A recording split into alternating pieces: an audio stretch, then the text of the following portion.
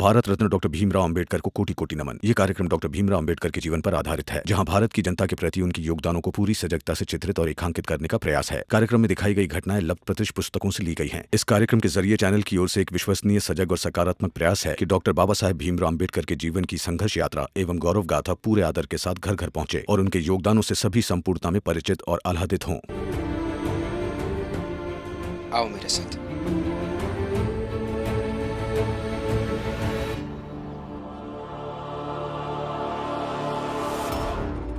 जाने दीजिए इन्हें। आप कोशिश कर रहे हो मेरे बेटे को बर्बाद करने की, और भीम को कोशिश करने दीजिए उसे बचाने की। सबको कोशिश करने दीजिए। ये सही है। भीमराव के मुताबिक अगर कुछ ना हो तो पीछे पड़ जाता है सबकी इच्छाओं का अपमान करने के लिए। अरे वो है तो देखो जाए कि अब कौन पट्टी पढ़ाएगा। पट्टी नहीं पढ़ाएगा, जो समझाएगा सही समझाएगा। समझाए दो के। देखो दीपक, तुम मुझे अपना बड़ा भाई मानते हो ना? तो एक बड़ा भाई होने के नाते मैं आज तुम्हें कुछ चीजें समझाऊंगा, जो चीजें शायद तुम्हारे आई बाबा या कोई और तुम्हें अच्छे से नहीं समझा पाएगा। देखो, अभी तुम्हारी जो उम्र है,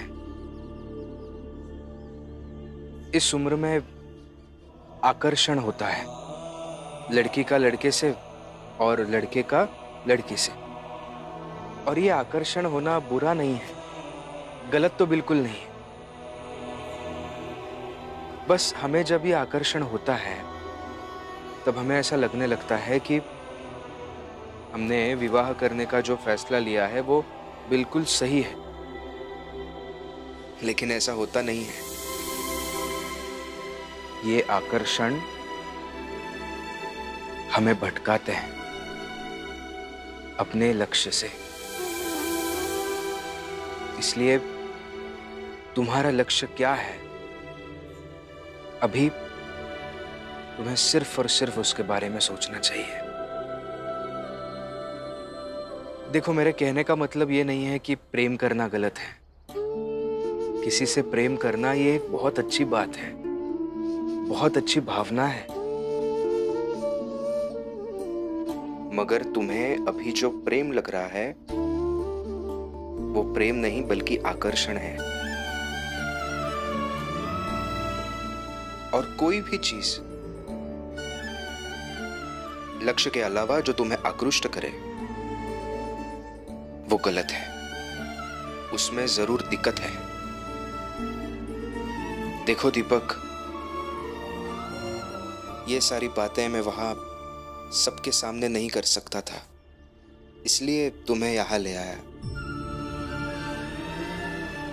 देखो, अभी तुम्हारी जो उम्र है, उस उम्र में तुम्हें ऐसा लग सकता है कि भीम भैया कैसी बातें कर रहे हैं, ऐसा क्यों बोल रहे हैं। मेरी बातें तुम्हें अभी गलत भी लग सकती है। जब तुम्हारी उम्र बढ़ जाएगी, तुम बड़े हो जाओगे, और तब मेरी इन बातों के बारे में सोचोगे ना, तो तब यही बातें तुम्हें सही लगने लगेंगी।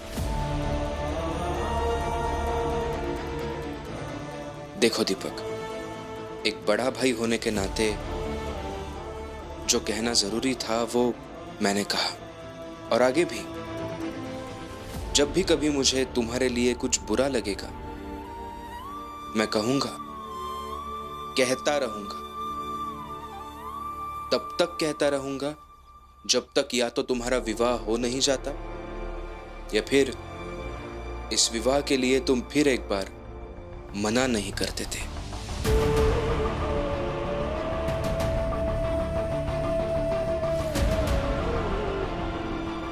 अरे दीपक, कितना समझोगे?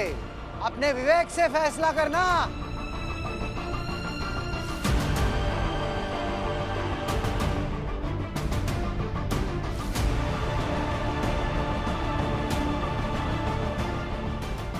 पुरुषोत्तम, यदि भीमराव ने दीपक को ज्यादा समझा दिया तो सारा खेल पलट जाएगा। अरे हम तो यह कहेंगे कि जाओ और जाके लेके आओ दीपक को। ये नहीं जाएंगे, दीपक को आने दीजिए अपने से।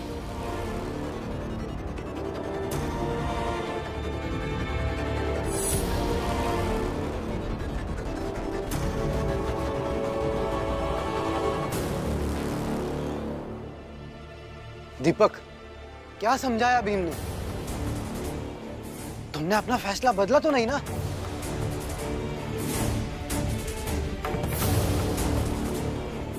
दीपक, तुम्हारे भीम भैया ने तुम्हें जो भी समझाया होगा वो अच्छा ही समझाया होगा। अरे दीपक, कुछ बोलो।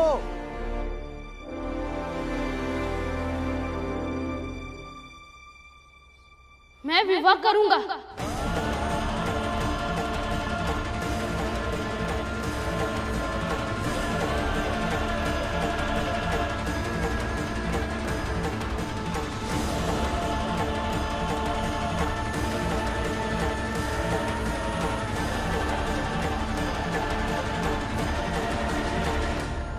भीम भैया, विवेक से फैसला लिया है और अब आप मुझे कुछ मत बोलना।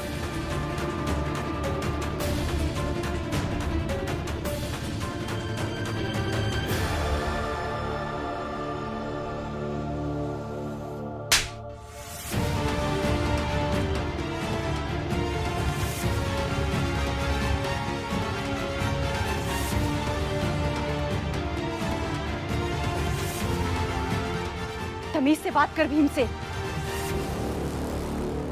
दीपक,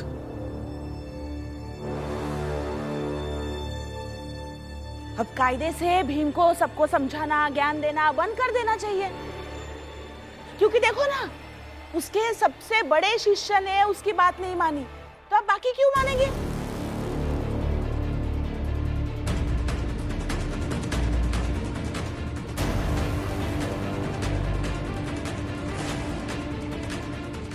आई, आपको जब भी मौका मिलता है तब आप मेरे पति को कोसने का, भला बुरा कहने का एक भी मौका नहीं छोड़ती है ना। मजाक बनाने का एक भी मौका नहीं छोड़ती है आप। लेकिन उनका मजाक बनाने से उनके लक्ष्य पर, उनके लड़ाई पर कोई फर्क नहीं पड़ता। अरे अगर फर्क ही नहीं पड़ता ना, तो दीपक ने जो भीमराव के सिद्धांतों पर थप्पड़ मारा है ना, उसके दर्द के लिए कोई दवा करो, कोई मलहम लगाओ। वाह वाह, मजा आ गया। आज तो भीमराव के सबसे प्रिय शिष्य दीपक ने भी भीमराव की समझदारी की धज्जियां उड़ा दी है।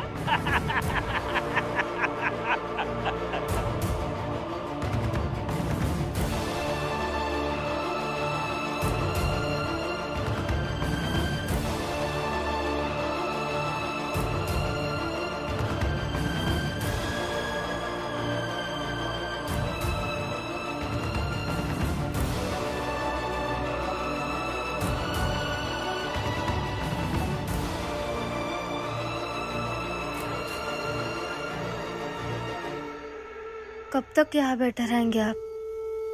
घर चलिए ना।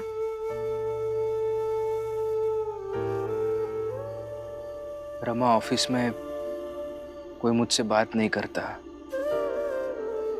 मुझे बेगाने जैसा महसूस कराते हैं। लेकिन इन बातों का मुझे ज्यादा बुरा नहीं लगता, क्योंकि मैं जानता हूं कि इन्हीं बातों के लिए तो मैं उन लोगों से लड़ रहा हूं। मगर अपनी चाल में भी दीपक ने भी मेरी बात नहीं सुनी। आज तक मैंने उसके लिए जो किया है, या उसने मेरे लिए जो किया है, वो चाहे जो हो, हम एक दूसरे से प्रेम तो करते हैं ना। मैं समझता था कि दीपक समझदार बच्चा है, समझाने पे चीजों को समझता है, लेकिन इतना समझाने पर भी नहीं। हाँ, मैं इस शादी का विरोध करता हूं, लेकिन इसमें मेरा कुछ व्यक्तिगत स्वार्थ है क्या? बल्कि मैं तो चाहता हूं कि दीपक को उसके जीवन में हर वो खुशी मिले जिसका वो हकदार है। लेकिन हर चीज का एक सही समय होता है ना। अब ये सब मैं उसे कैसे समझाऊं? कोई बात नहीं, मैं जानती हूँ आप क्या चाहते हैं, और आपने दीपक को समझाया है ना, और हम हर वो कोशिश कर रहे हैं जिससे वो समझ जाए, और आज नहीं तो कल वो समझ जाएगा। लेकिन आप ही घर चलिए, आपको ऐसे परेशान नहीं देख सकती हूँ। दीपक ने ऐसा किया, इस बात का ज्यादा बुरा लग रहा है रमा। आप जिस व्यक्ति को अपने जीवन का इतना समय देते हो, उसके साथ अपनी भावनाओं को बांटते हो, उसे अपना मानते हो, ऐसा व्यक्ति जब आपकी बातों को अनसुना करता है ना, तब ज्यादा तकलीफ होती है।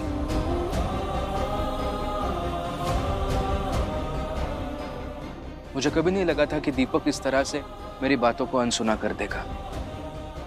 मैं बाहर इतनी लड़ाइयाँ लड़ता हूँ, उन लड़ाइयों के बीच जो घटना होती है उन घटनाओं को सह भी लेता हूँ, क्योंकि मैं जानता हूँ कि मेरे लोग मेरे साथ होंगे।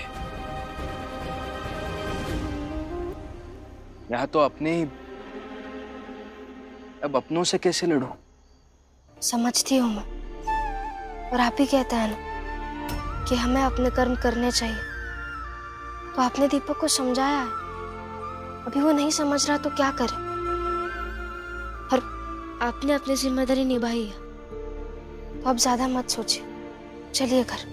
दीपक, आप लोगों ने मेरे बेटे दीपक को देखा क्या कहीं? नहीं। शोभा का की, शोभा का की। भीम, भीम, आराम से। भीम, दीपक कहीं नहीं मिल रहा है। सब जगह उसको ढूंढ लिया, पूरा चौर ढूंढ रहा है, लेकिन दीपक कहीं नहीं मिल रहा है। कहाँ चला गया होगा? पता नहीं। चलिए चलिए, आइए ढूंढते हैं उसे।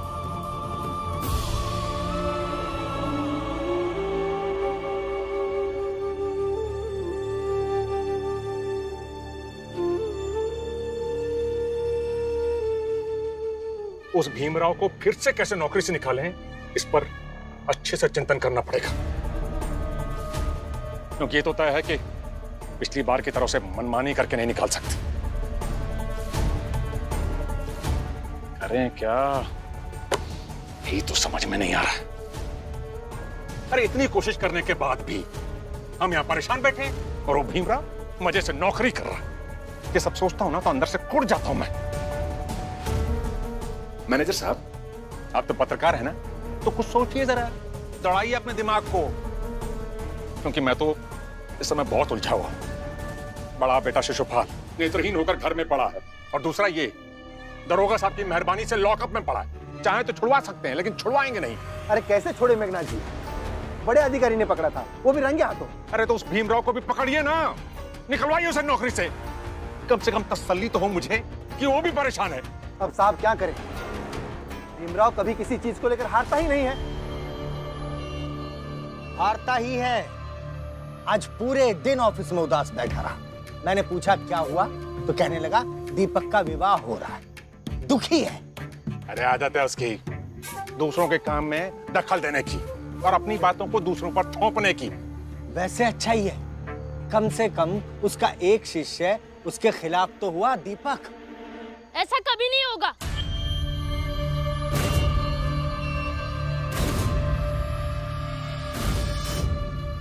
एक मुद्दे पर टकराव है हमारा, मगर भीम भैया को मैं अभी भी मानता हूँ।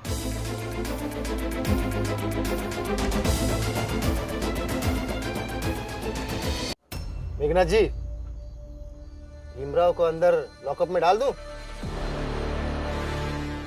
डाल सकते हो तो डाल दो, इससे अच्छा और क्या होगा। बिल्कुल, नेकी और पूछ पूछ। दीपक, तू पढ़ा लिखा है क्या? हाँ। अरे वाह, शाबाश। मैनेजर साहब, कागज और पेन दो। लीजिए, ये लीजिए।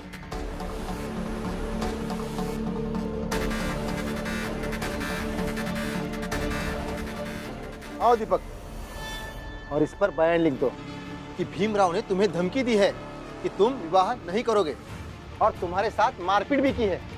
उन्होंने ऐसा नहीं किया। हाँ, तो जैसा कहा गया है वैसा लिखो, लिखो यहाँ, नहीं तो मैं तुम्हें मार डालूंगा।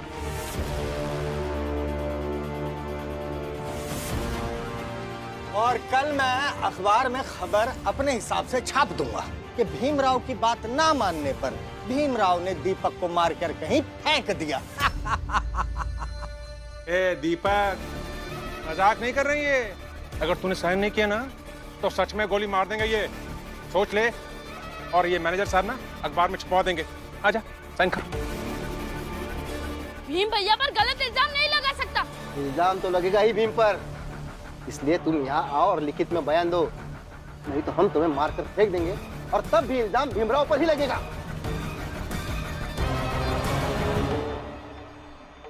भीम भैया से न्याय में कोई जीत पाए जो आप जीत जाएंगे? चलाइए गोली।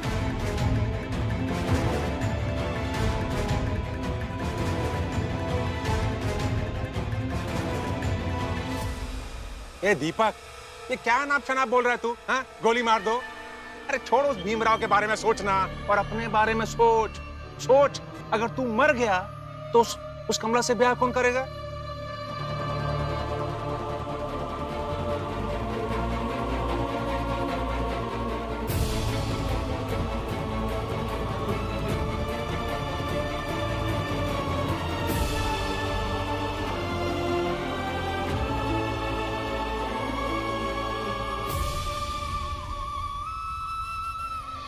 दीपक, दीपक, दीपक, दीपक, इस भीमराव के कारण मेरा बेटा भाग गया।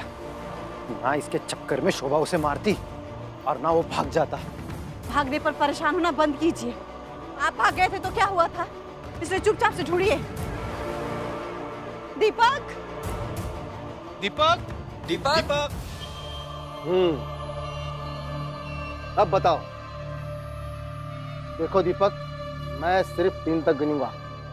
अगर साइन करोगे तो आगे बढ़ो, नहीं तो मार डालूंगा।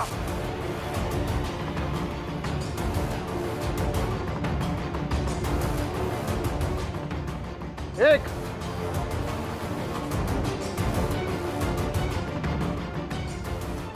2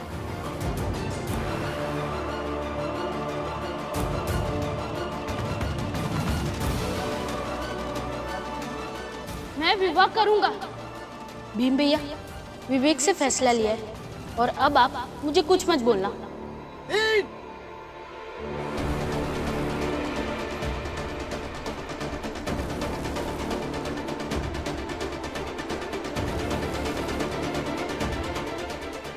दीपक, दीपक, दीपक, दीपक, दीपक, दीपक, दीपक, दीपक, दीपक। खड़े खड़े देख क्या रहे हो? आगे बढ़ो, कलम उठाओ और लिखित में बयान दो।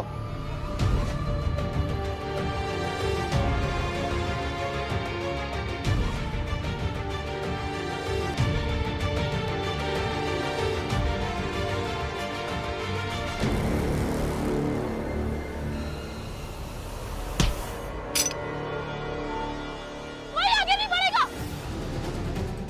दीपक हूँ, भीम भैया के खिलाफ नहीं जा सकता। दीपक, बंदूक नीचे रखो। गाना कोई आगे नहीं बढ़ेगा।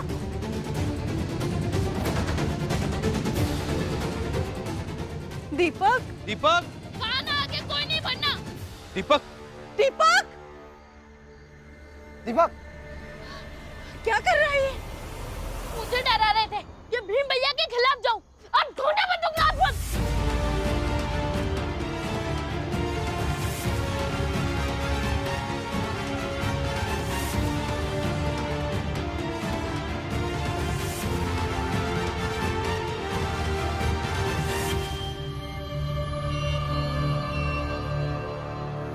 देख लूंगा तुझे मैं।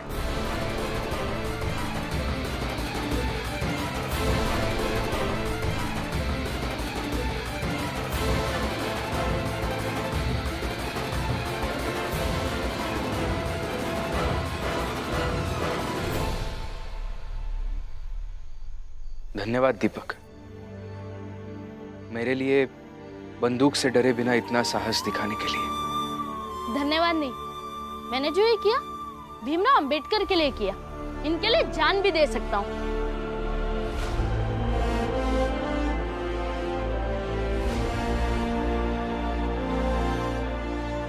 फिर भीमराव अंबेडकर की एक बात मान लो। नहीं भीम भैया, अगर विवाह करना अपराध नहीं है तो क्यों रोक रहे हैं आप?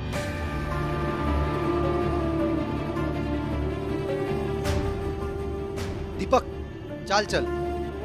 चाल नहीं बाबा, चाल में भीम भैया से बहस होगी और मैं इनसे बहस नहीं करना चाहता, इसलिए मैं बाहर ही ठीक हूँ।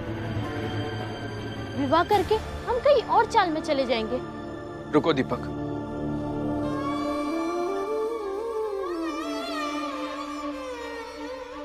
तुम्हें कहीं जाने की जरूरत नहीं है। मैं वादा करता हूं तुमसे, विवाह के मुद्दे पर मैं तुमसे कुछ नहीं कहूंगा और विरोध भी नहीं करूंगा।